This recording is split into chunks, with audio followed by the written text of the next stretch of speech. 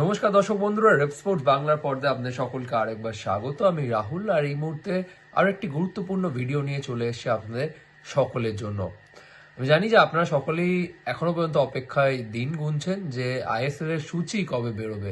সকলেই অপেক্ষায় রয়েছেন, কারণ গত সপ্তাহের মধ্যেই কিন্তু আইএসএল এর সূচি প্রকাশ হয়ে যাওয়ার কথা থাকলেও শেষ পর্যন্ত তা হয়নি, কারণ এখনো কিন্তু কয়েকটা টিম তাদের হোম ভেন্যু কিন্তু এখনো ফাইনালাইজ করতে পারেনি, এবং সেই কারণে কিন্তু এই সূচি প্রকাশ হতে একটু হলেও বিলম্ব হচ্ছে। কিন্তু সবকিছু ঠিকঠাক থাকলে এই সপ্তাহের মধ্যে আইএসএল এর সূচি কিন্তু প্রকাশ হয়ে যাওয়ার কথা, আপনাদের আর অপেক্ষা করতে হবে না। আইএসএল যেটি ফাইনালি এই মৌসুমে ফেব্রুয়ারির 14 তারিখ থেকে শুরু হওয়ার কথা, এবং শেষ মুহূর্তে কোনো বড় বদল না হলে কেরালা ব্লাস্টার্স বনাম মোহনবাগান সুপার জায়ান্টস, বা ঠিকঠাক ভাবে বলতে গেলে যেহেতু মোহনবাগানই হোম ম্যাচটি খেলবে, তো মোহনবাগান বনাম কেরালা ব্লাস্টার্স ম্যাচ দিয়েই শুরু হওয়ার কথা আইএসএল এর। এবং কলকাতা ডার্বি, সেই বহু অপেক্ষিত কলকাতা ডার্বি আইএসএল এর, সেই ম্যাচটি হতে পারে মে মাসের 3 তারিখে হতে পারে কলকাতা ডার্বি, যদি সবকিছু ঠিকঠাক থাকে এবং শেষ মুহূর্তে যদি কোনো বড় বদল না হয়। কিন্তু সূচি বাদ দিলে আরেকটি যেটি গুরুত্বপূর্ণ টপিক এই মুহূর্তে, যে এবারের আইএসএল এ কি রিলিগেশনটা কি থাকবে, এই প্রশ্নটাও কিন্তু বারবার সকলের মনে ঘুরপাক খাচ্ছে, এবং সেই নিয়েই কিন্তু এই ভিডিওটি। যদি প্রথম থেকে বলা যায়, যখন প্রথম দিন যেদিন স্পোর্টস মিনিস্টার মনসুখ মান্ডভিয়া তিনি নিজে অ্যানাউন্স করে দেন যে আইএসএল শুরু হবে 14ই ফেব্রুয়ারি, এবং কল্যাণ চৌবে আইএসএল এর ফরম্যাট কিরকম হবে, কত টাকা বাজেট হবে, সেন্ট্রাল পুল, সমস্ত কিছু তিনি ঘোষণা করে দেয় সেই দিন। এবং তারপর থেকে ক্লাবরা কিন্তু বেশ কয়েকটা ফ্যাক্টর নিয়ে কন্ডিশন রেজ করে, যেমন তাদের অনেক অনেক ক্লাবই তাদের দাবি জানিয়েছিল যাতে তাদের হোম ভেন্যু যেই স্টেডিয়াম থেকে তারা খেলে, সেই স্টেডিয়ামগুলো গভর্নমেন্টের আন্ডারে, তো সেই গভর্নমেন্ট যদি সেই স্টেডিয়ামগুলো অ্যাটলিস্ট এই মৌসুম, যেহেতু এই মৌসুমে একেই কঠিন সময়ের মধ্যে যাচ্ছে ক্লাবগুলি, কারণ লিগ শুরু হতে অনেকটা দেরি হয়ে গেছে, অনেক স্পন্সর কিন্তু সেই ক্লাব থেকে সরে দাঁড়িয়েছে, রেভিনিউ অনেক কম আসার চান্স এই মৌসুম থেকে, যেহেতু ট্রাঙ্কেটেড ফরম্যাটে হচ্ছে এবং লিগের ম্যাচ সংখ্যা কিন্তু কমে গেছে, এবং সেই কারণে ক্লাবরা দাবি জানিয়েছিল যাতে তাদের এবার সেই হোম ভেন্যুগুলো ফ্রি অফ কস্ট করে দেওয়া হয়, যেমন চেন্নাই, গোয়া কিন্তু এই দাবি জানিয়েছিল। এর সাথে সাথে আরো একটি কিন্তু দাবি জানিয়েছিল যে রেলিগেশনটা যেন এই মৌসুম থেকে তুলে নেওয়া হয়, কারণ ট্রাঙ্কেটেড ফরম্যাট বেশিরভাগ ক্লাব তারা কিন্তু ফুল ফ্লেজেড টিম নামাতে কিন্তু সক্ষম হবে না, তারা বিদেশি নিয়ে খেলতে সক্ষম হবে না, অনেকে বাজেটে কাটছাট করছে, অনেকে ইন্ডিয়ান কোচ নিয়ে এবারে আইএসএল এ খেলবে। তো সেই কারণে ক্লাবরা কিন্তু আরেকটি রিকোয়েস্টও করে যেন রেলিগেশনটা এই বছর যেন স্কিপ করা হয়, এবং পরবর্তী মৌসুম থেকে যদি রেলিগেশন রাখা হয় তাহলে ক্লাবদের খুব একটা অসুবিধা হবে না। কিন্তু আপাতত অ্যাজ অফ নাও রেলিগেশন কিন্তু থাকছে এই মৌসুমের আইএসএল এ। এখনো পর্যন্ত কিন্তু রেলিগেশন নিয়ে কোনো কিন্তু বড় সিদ্ধান্ত নেয়নি এআইএফএফ, এবং এই রেলিগেশন থাকার কারণে ক্লাবরাও কিন্তু অনেকটা এবার সিরিয়াস হয়ে গেছে। আপনারা যদি দেখেন শেষ কয়েকদিনে যে ডেভেলপমেন্টগুলো আসছে একের পর এক, যেমন জামশেদপুর এফসি তাদের যেই হেড কোচ ওয়েন কোয়েলের আন্ডারে তারা আইএসএল শিল্ড জিতেছিল, সেই হেড কোচকে কিন্তু আবার ফিরিয়ে নিয়ে এসে তাদের হট সিটে। কেরালা ব্লাস্টার্স তারা প্রথমত অল ইন্ডিয়ান স্কোয়াড নিয়ে আইএসএল এ খেলতে নামার কথা থাকলেও তারা কিন্তু পরপর দুদিনে 2 বিদেশি কিন্তু সই করিয়ে ফেলেছে।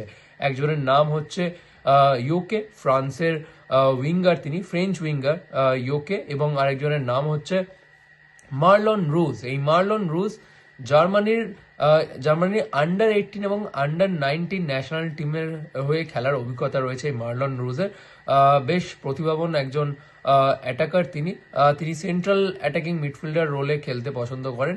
এই 2 বিদেশিকে কিন্তু সই করিয়ে ফেলেছে কেরালা ব্লাস্টার্স। এবং আপনারা যদি দেখেন ইন্টার কাশি, তারা এবার প্রথমবার কিন্তু আইএসএল খেলতে চলেছে, এবং এবারের প্রমোটেড টিম ইন্টার কাশি প্রথমবার আইএসএল এর জন্য তারা মাঠে নামতে চলেছে। তারাও কিন্তু বেশ শক্তিশালী একটা ব্রিগেড নিয়ে আইএসএল এ নামতে চলেছে বলাই যায়। অ্যান্টোনিও লোপেজ হাভাস তাদের হেড কোচ, তারা চেন্নাইয়ে আজ থেকে বা আগামীকাল থেকে তাদের প্রিসিজন শুরু করে দেওয়ার কথা। তারা 5 জন বিদেশি কিন্তু ইতিমধ্যেই সই করিয়ে ফেলেছে। মারিও বার্কো যিনি অলরেডি ছিলেন, এবং তারা একজন বিদেশি গোলকিপারও সই করিয়েছে।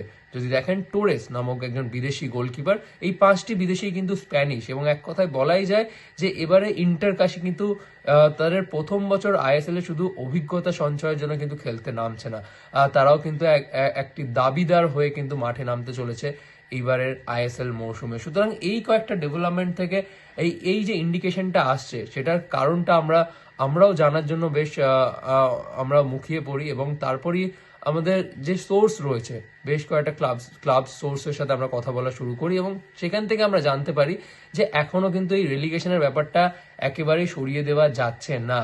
Relegation is still very much in place for this ISL season, এবং সেই কারণে ক্লাবরা কিন্তু সিরিয়াসলি নিয়েই তাদের দলের আরো যাতে শক্তিশালী করা যায় সেই চেষ্টাই তারা করছে। যদি হঠাৎ করে রেলিগেশন একান্তই যদি না সরানো হয় এই মৌসুম থেকে, তাহলে কিন্তু সেই ক্লাবদের উপরই কিন্তু সেই কোপটা পড়তে পারে। অনেক ক্লাবই যারা অল ইন্ডিয়ান স্কোয়াড নিয়ে খেলার পরিকল্পনা করছিল, তারা শেষমেশ হয়তো তাদেরকে সেই ঝুঁকিটা নিতে হতে পারে রেলিগেশনের, এবং এত বছর টানা আইএসএল এ খেলার পর হঠাৎ যদি তারা রেলিগেট হয়ে যায় সেকেন্ড ডিভিশনে, তখন সেই ক্লাবের সাথে সেই স্পন্সররা কন্টিনিউ করবে কিনা, তাদের ফ্যান্সরা ক্লাবের সাথে থাকবে নাকি, সেই নিয়ে একটা বড় প্রশ্ন চিহ্নের কিন্তু সম্মুখীন হতে পারে সেই ক্লাবরা। এবং সেই কারণে সেই ঝুঁকি না নেওয়ার কারণে ক্লাবরা কিন্তু ইতিমধ্যে কিন্তু লেগে পড়েছে যাতে দলের আরো শক্তি বাড়ানো যায় আইএসএল মৌসুমের আগে। কেরালা ব্লাস্টার্স যে দুটি সাইনিং করেছে সেটা নিয়েও আপনাকে একটু ডিটেলসে বলি। এক হচ্ছে এই ফ্রেঞ্চ উইঙ্গার ইয়োকে অবশ্যই তিনি প্রতিভাবান একজন উইঙ্গার, কিন্তু এই ইয়োকে এবং মার্লন রুস, এই যে দুজন ফুটবলার সই করেছে কেরালা ব্লাস্টার্স, এর আগে কেরালা ব্লাস্টার্সে এসব প্লেয়াররা খেলেছে, যেমন অ্যাড্রিয়ান লুনা, নোয়া সাদুই, তাদের সাথে যদি কম্পেয়ার করি সেই লেভেলের পোটেনশিয়াল হয়তো নেই এই দুই বিদেশির। কিন্তু এখন দেখার যে তারা এবারের আইএসএল এ কেমন করে। কিন্তু ক্লাবের সূত্র মারফতে যেটা জানা যাচ্ছে যে এরা কিন্তু অনেক কম বাজেটের বিদেশি, যেই বাজেটে তারা অ্যাড্রিয়ান লুনা, নোয়া সাদুইর মতন প্লেয়ারদেরকে সই করেছে, তার থেকে অনেক কম বাজেটে কিন্তু এই দুই বিদেশিকে তারা কিন্তু রিক্রুট করেছে। তাদের একটাই লক্ষ্য যে যদি শেষ মুহূর্ত পর্যন্ত যদি একান্ত যদি রেলিগেশন যদি না সরানো হয় এবারের আইএসএল এর মৌসুম থেকে, তাহলে তাদের ক্লাবরা যদি রেলিগেশনের মুখে না পড়ে সেই চেষ্টাই কিন্তু তারা করছে, এবং মৌসুম শুরু হওয়ার আগে যতটা সম্ভব দলের শক্তিটা বাড়িয়ে নেওয়ার চেষ্টা করছে তারা। কেরালা ব্লাস্টার্সও এই সপ্তাহের মধ্যে তাদের রেলিগেশন শুরু করে দেওয়ার কথা। জামশেদপুর নিয়ে আসি। জামশেদপুর যখন ওয়েন কোয়েলকে সই করলো তখন কিন্তু সকলেই কিন্তু আমরা অবাক হয়ে গেছিলাম, কারণ আমরা ভাবছিলাম যে খালিদ জামিল সরে দাঁড়ানোর পর, ন্যাশনাল টিমের দায়িত্ব নেওয়ার পর স্টিভেন ডায়াসকে তারা কোচ করেন, এবং যেটা মনে হচ্ছিল যে তারা হয়তো এবছরও ইন্ডিয়ান হেড কোচের আন্ডারে এবারের আইএসএল এ খেলবে। কিন্তু আপনি যদি জামশেদপুরের স্কোয়াড দেখেন, বেশ শক্তিশালী ব্রিগেড, চারজন বিদেশি ইতিমধ্যে রয়েছে, মেসি বাউলি, মাদি তালের মতন বিদেশি রয়েছে, রে তাচিকাওয়া রয়েছে, নিকোলা রয়েছে, যে নিকোলা এর আগে মোহামেডানের হয়ে খেলে গেছেন, এবং তারা এই রিসেন্টলি গত সপ্তাহে তারা ওয়েন কোয়েল, যিনি হচ্ছে one of the successful head coach in ISL, চেন্নাইনকে ট্রফি দিয়েছেন, জামশেদপুরকে ট্রফি দিয়েছেন, সেই ওয়েন কোয়েলকে আবার ফিরিয়ে নিয়ে এসছে জামশেদপুর। এবং তারপরই আমাদের ক্লাব সূত্র মতো আমরা যেটা জানতে পারি যে কেন তারা ওয়েন কোয়েলকে সই করলেন, কারণ তারাও বেশ সিরিয়াস এবারের এই আইএসএল মৌসুমটাকে নিয়ে। কারণ এবারের আইএসএল মৌসুমে এখনো পর্যন্ত যা জানা যাচ্ছে রেলিগেশনটা কিন্তু রয়েছে, এবং যদি শেষ মুহূর্তে তারা যদি রেলিগেশনের মুখে না পড়ে, সেই কারণে তারাও কিন্তু সিরিয়াসলি তারা এবার কিন্তু তারা দল গড়েছে এবারের মৌসুমের জন্য। সুতরাং প্রত্যেকটা ক্লাবই কিন্তু এবারে তাদের সেরাটা দেবে এবং সমানে সমানে টক্কর হবে, কারণ অ্যাজ অফ নাও রেলিগেশনটা কিন্তু রয়েছে এবারের আইএসএল মৌসুমে। কারণ আপনি যদি দেখেন সুপ্রিম কোর্ট যে কনস্টিটিউশন গঠন করে দিয়েছিল এআইএফএফ, সেখানে কিন্তু রেলিগেশনটা কিন্তু স্ট্রিক্টলি মেনশন রয়েছে, সুতরাং আনটিল এন্ড আনলেস এআইএফএফ যদি সুপ্রিম কোর্টের কাছে যদি দাবি না জানায় যে এবারের মৌসুমটা থেকে যদি আপনি রেলিগেশনটাকে অ্যাভয়েড করে দেন, কারণ এবারে ট্রাঙ্কেটেড ফরম্যাটে লিগ হচ্ছে, ক্লাবরা অনেক কম বাজেটের দল বানাচ্ছে, কয়েকটা ক্লাব হয়তো অল ইন্ডিয়া স্কোয়াড নিয়ে নামতে পারে এবারের মৌসুমে, তো সেই ক্ষেত্রে রেলিগেশনটা অ্যাফোর্ড করার মতন জায়গায় অনেক ক্লাবই নেই।